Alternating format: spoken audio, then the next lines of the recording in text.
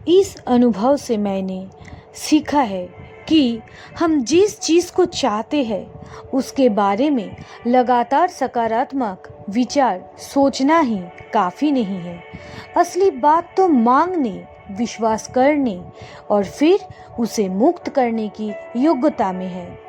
असली बात तो ये विश्वास करना है कि मेरी इच्छा सृष्टि तक पहुंच गई है।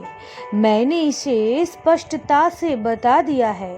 सृष्टि को, गॉड को, यूनिवर्स को, मेरी सोर्स को, मेरी उस अदृश्य शक्ति को जिनके द्वारा मैं परिचालित होती हूँ, और मेरी इच्छा उनके द्वारा मंजूर भी हो गई है। मैं इन 3 कदमों में माहिर हो चुकी हूँ।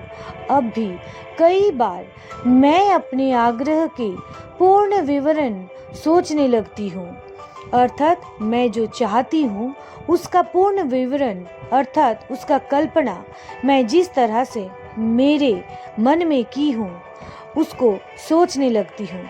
लेकिन मैं इस इच्छा को दबाने पर काम कर रही हूँ। मैं ज़्यादा सकारात्मक तरंगे जोड़कर अपनी इच्छाओं को प्रबल करने में ही मेहनत कर रही हूँ, और उस मेहनत को करते हुए, उस सकारात्मक विचार को सोचते हुए, उस सकारात्मक विचार को मन ही मन विश्वास करते हुए और उसे मुक्त करने की योग्यता में ही मैं विश्वास रखती हूँ। तो चलिए सुनते हैं अंबिका एन की कहानी।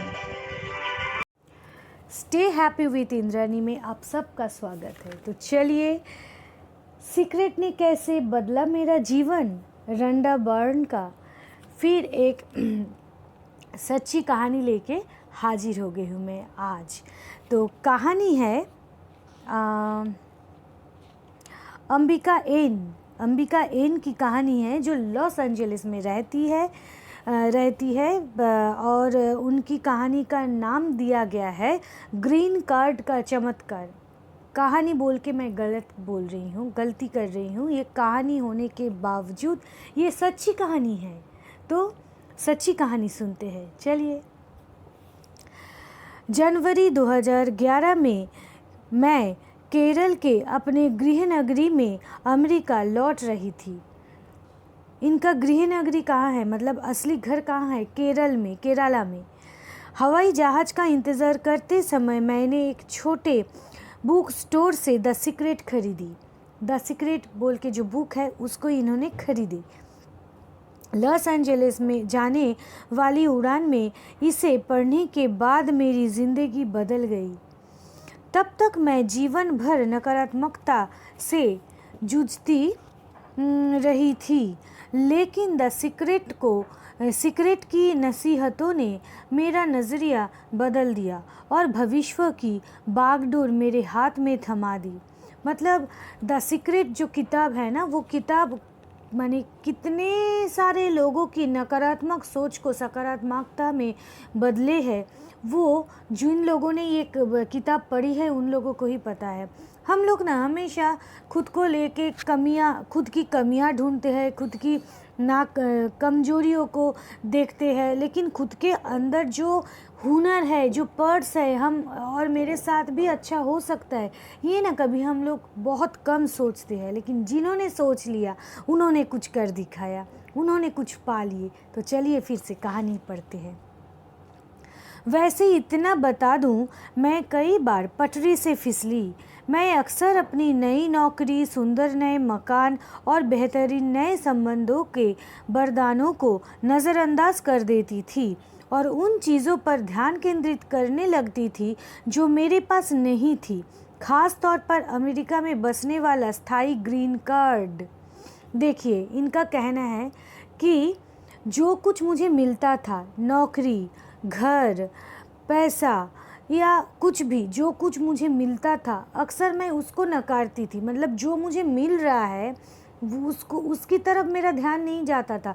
जो मेरे पास नहीं है उसकी तरफ ध्यान कंटिन्यूअसली जाता है कि क्यों नहीं है ये मेरे पास, कैसे मिले मुझे वो, इसकी तरफ। लेकिन जो आपके पास है उसको अप्रिशिएट करना, उसको धन्यवाद देना और उसको सादर आमंत्रण करना अपने जीवन में, उसका अपने जीवन में रहने के लिए ग्रेटफुल हो जाना, ये सब अक्सर हम लोग नहीं करते हैं ना, जो इन्होंने भी किए हैं। अंबिका, मेरे अल्पकालीन विवाह की बदौलत मुझे अस्थाई ग्रीन कार्ड मिल गया था, लेकिन स्थायी ग्रीन कार्ड पाने के लिए मुझे ये साबित करना था कि विवाह असली था और अब भी वैध है।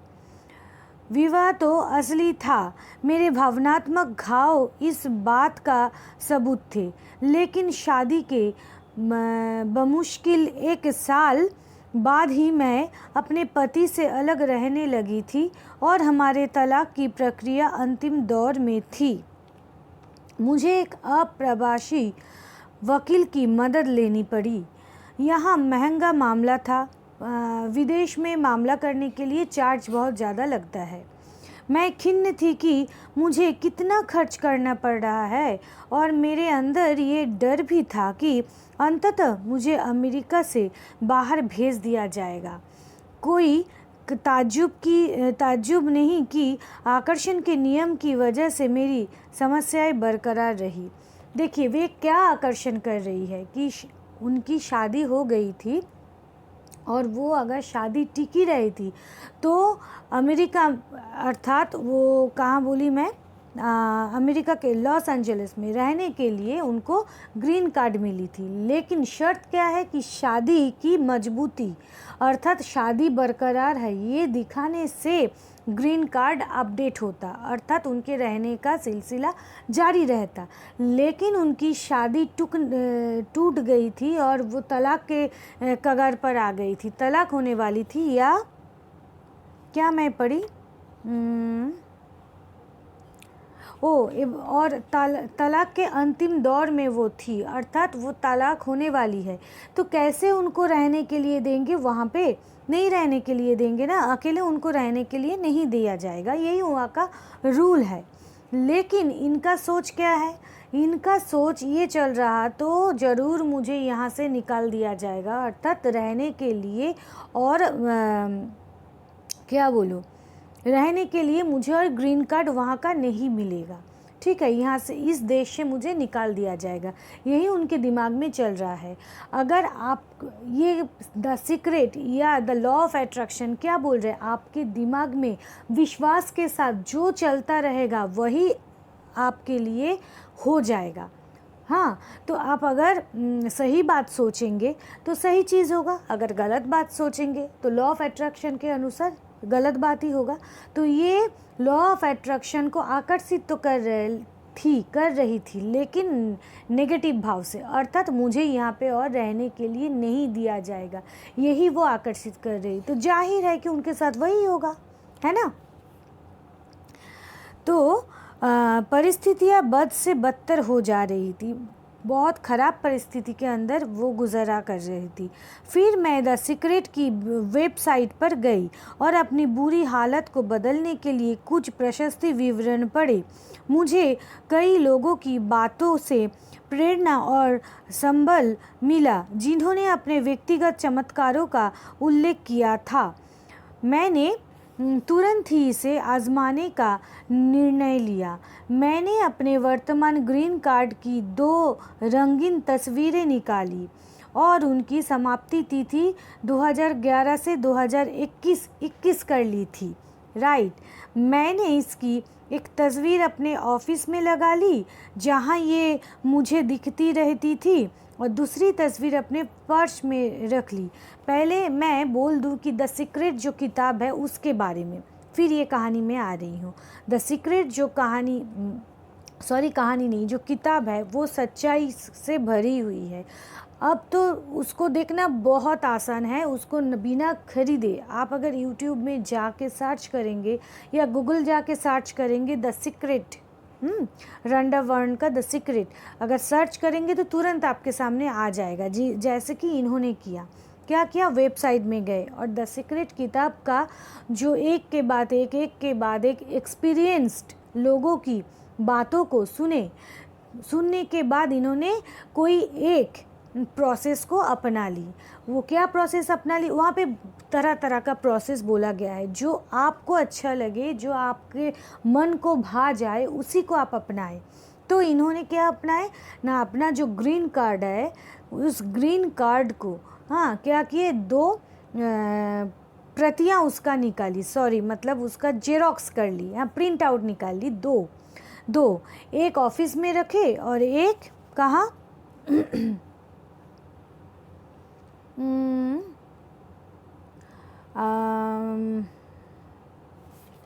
एक बार और देख लेने के लिए दीजिए मुझे।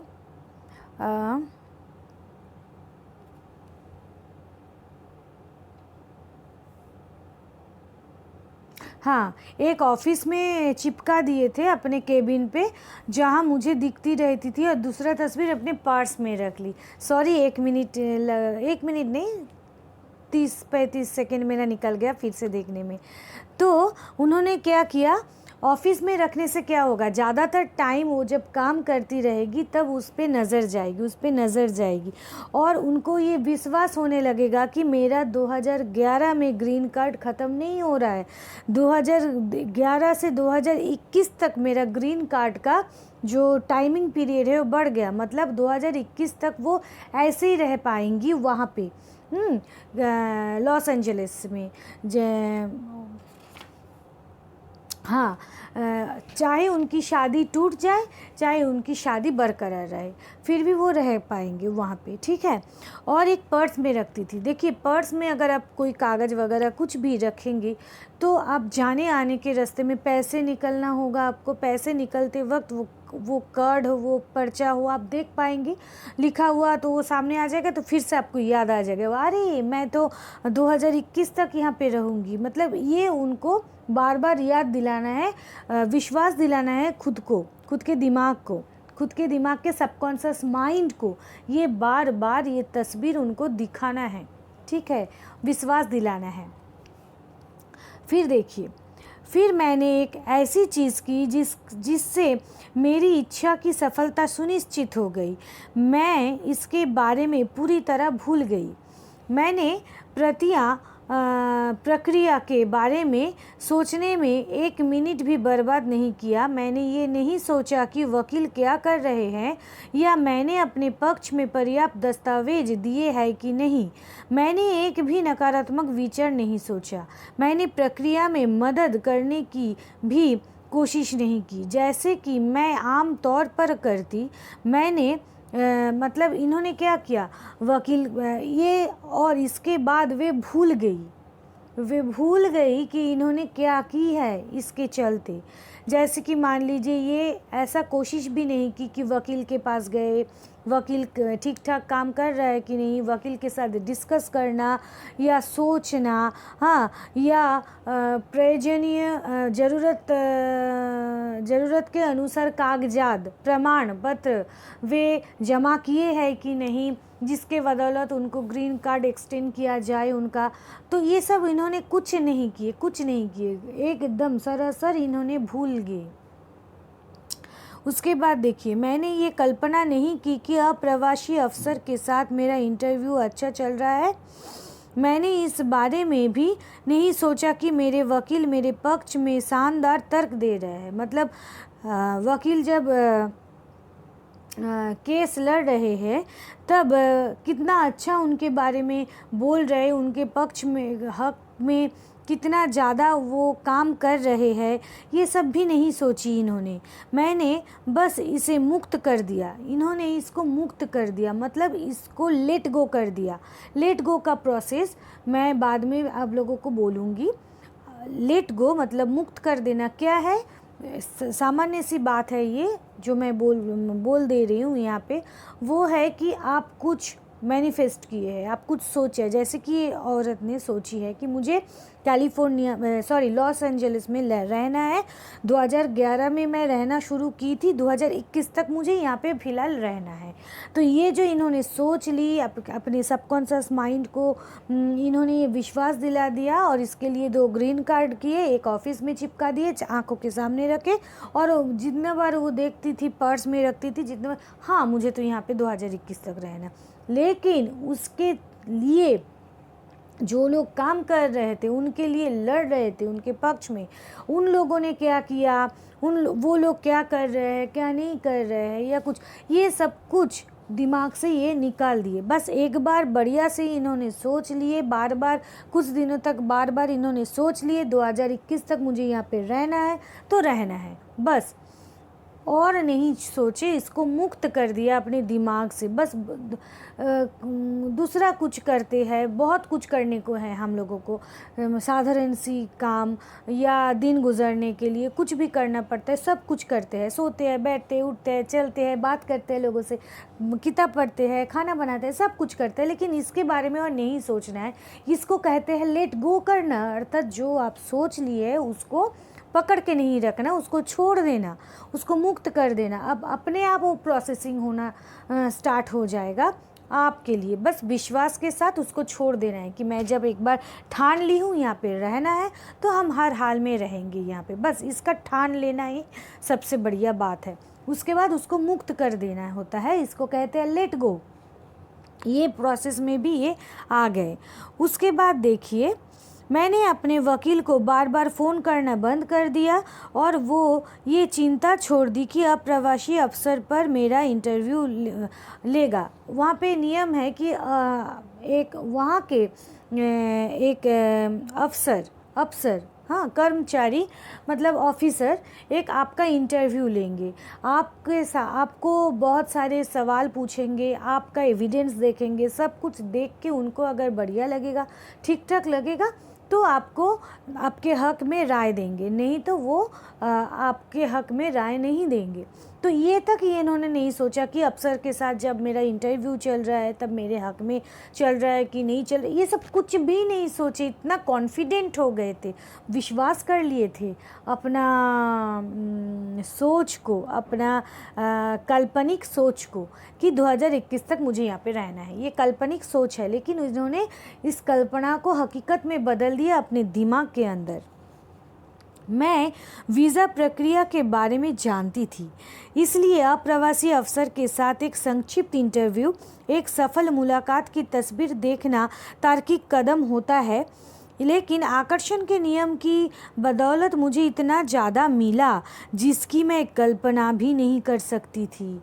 यहाँ पे एक एक्सक्लेमेटरी साइन दिया गया है किताब में, पता नहीं आप लोगों को दिखाई पड़ रहा है, एक्सक्लेमेटरी साइन दिखाई पड़ रहा है। ये सब प्रोसेस उन्होंने कुछ नहीं किया, सोचा भी तक नहीं, सिवाय मुझे यहाँ पे 2021 तक रहना है इसके बिना। और क्या हुआ इसके बदौलत उनको जो उन्होंने सोची थी उससे बहुत ज़्यादा कुछ मिला उनको, ये खुद ही इन्होंने सोच नहीं पाए। तो क्या मिला, चलिए देखते हैं। हाँ, मेरे तत्कालीन ग्रीन कार्ड की अवधि ख़त्म होने के 2 महीने पहले 1 जून को मुझे डाक में अपना नया ग्रीन कार्ड मिल गया। वाओ! उनको वो जो ऑफिसर है उनके साथ इंटरव्यू में बैठना नहीं पड़ा, फिर भी उनके पास डाक विभाग के माध्यम से मतलब पोस्ट किया हुआ एक कुछ आ गया और उसमें ग्रीन कार्ड उनको मिल गया ऑटोमेटिकली। हाँ, हो सकता है वकील के साथ जो काम है वो निपट गया, अफसर को वो देखने को मिल गया, ऐसे ही इनको बुलाए भी नहीं इंटरव्यू के लिए। कोई इंटरव्यू नहीं, कोई अप्रवासी अफसर नहीं, कोई मुलाकात नहीं, कोई इंतज़ार भी नहीं। बस कार्ड जिस पर समाप्ति लिखी थी 2022 लिखी हुई है, देखिए ये देखिए 2022 लिखा हुआ है, राइट। मैंने कार्ड की प्रतिलिपि में जो तारीख लिखी थी उससे 1 साल ज़्यादा, राइट। आप लोगों को मैं बोली थी ना कि वो चाहते थे कि 2021 साल से वो तो रहने लगी है वहाँ पे, 2011 से रहने लगी है वहाँ पे, लेकिन वो 2021 तक रहना चाहती है। हाँ, फ़िलहाल तो 2022 लिखा हुआ है, 2021 भी नहीं। वो उन्होंने जो सोचा था उससे 1 साल ज़्यादा ग्रीन कार्ड में भी आ गया। वाकई ये तो मतलब अविश्वसनीय बात है लॉ ऑफ अट्रैक्शन का, कि उन्होंने सोचा, विश्वास किया और जहाँ पे प्रोसेसिंग हो रहा था वो प्रोसेसिंग ऑटोमेटिकली हो गया और उनको ग्रीन कार्ड मिल गया और उनको 2022 तक रहने का मौका भी मिल गया। कहाँ? जहाँ वो रहना चाहते थे, लॉस एंजलिस में। तो कैसा लगा आप लोगों को? विश्वास की शक्ति। तो बंगाली में एक कहावत है कि বিশ্বাসে मिलाए বস্তु तर्के बहु दूर। अगर कोई इस कहानी को सुन के अगर बोलेंगे ये फेक कहानी है तो आपके लिए भाई ये फेक है, लेकिन इतना बड़ा किताब जो विश्व में मशहूर है और बहुत बढ़िया किताब है, इसमें तो कोई फेक कहानी लिखा हुआ नहीं रहेगा। और अगर आपको लगे कि ये फेक है तो आप खुद के साथ एक छोटा मोटा ही एक्सपीरियंस कीजिए ना, बस उसमें विश्वास करना चाहिए, फिर देखिए ना मिलता है कि नहीं। पहले मैं आजमाई हूँ, छोटा मोटा एक्सपीरियंस भी आजमाई हूँ, और इसको आजमाने के पहले भी मेरे लाइफ में मैं कितना कुछ ऐसे विश्वास कर ली थी कि मेरे साथ होने वाला है, तो वो सचमुच हुआ है। हाँ, हालांकि मैं नेगेटिव चीज़ों को भी उस तरह से अट्रैक्ट की थी, बिना जाने कि अट्रैक्ट नहीं करना चाहिए नेगेटिव चीज़ों को, क्योंकि दिमाग नहीं जानता है कि मैं नेगेटिव चीज़ अट्रैक्ट कर रही हूँ, दिमाग नहीं जानता है कि मैं पॉजिटिव चीज़ अट्रैक्ट कर रही हूँ। लेकिन जो आप अट्रैक्ट करेंगे वो अट्रैक्ट हो जाएगा अगर आप सच्चे मन से विश्वास के साथ करेंगे। तो इसलिए मैं बोलूँगी, बाद में बोलूँगी, मेरी भी बहुत सारी कहानी है जो सच है, लेकिन वो नेगेटिव भी है, पॉजिटिव भी है, क्योंकि वो मेरी गलती थी ना, तो होना ही था। वो गलती का मतलब सच्चाई जो मेरे सामने आना था वो आया भी, ठीक है। तो चलिए, और नहीं, आज इतना ही। ये कहानी आप लोगों को कैसी लगी? बढ़िया लगा ना ये कहानी? तो आप ज़रूर शेयर कीजिए अपनों के अंदर। जहाँ तक मैं नहीं पहुँच पा रही हूँ, आप लोग पहुँच पा रहे हैं, उन लोगों को आप ज़रूर शेयर कीजिए। कमेंट करके बताइए कैसी लगी ये कहानी। क्या आप कुछ अप्लाई करेंगे आपके लाइफ में विश्वास के बल पे कि किसी चीज़ को जीतना, किसी टॉपिक को चूज़ करना? तो कमेंट में ज़रूर बताइए मुझे, और लाइक भी कीजिए। तो आज इतना ही, फिर कोई कहानी लेके हाजिर हो जाऊंगी। तो टाटा बाय बाय। हाँ, इसके पहले और 2 कहानी है, उन 2 कहानियों की लिंक मैं इस कहानी के नीचे डिस्क्रिप्शन में दे दूँगी, आप लोग वो कहानी भी सुन लीजिए। जिन्होंने मेरी चैनल अभी तक सब्सक्राइब नहीं किए हैं, कर लीजिए ना, क्योंकि मैं 14 फरवरी से शुरू की थी। लव अफर्मेशन से लेके बहुत कुछ मैं सिखाई हूँ, कोशिश की हूँ। जो मैं सीखती रहती हूँ वो आप लोगों को सिखाती रहती हूँ। मुझे रिज़ल्ट मिलता है तभी मैं आप लोगों को ये पोस्ट करती हूँ, वीडियो लेके आती हूँ। तो आप लोग भी ट्राई कीजिए, लाइफ में हैप्पी रहिए। Stay happy with Indrani. Yes, tata bye bye.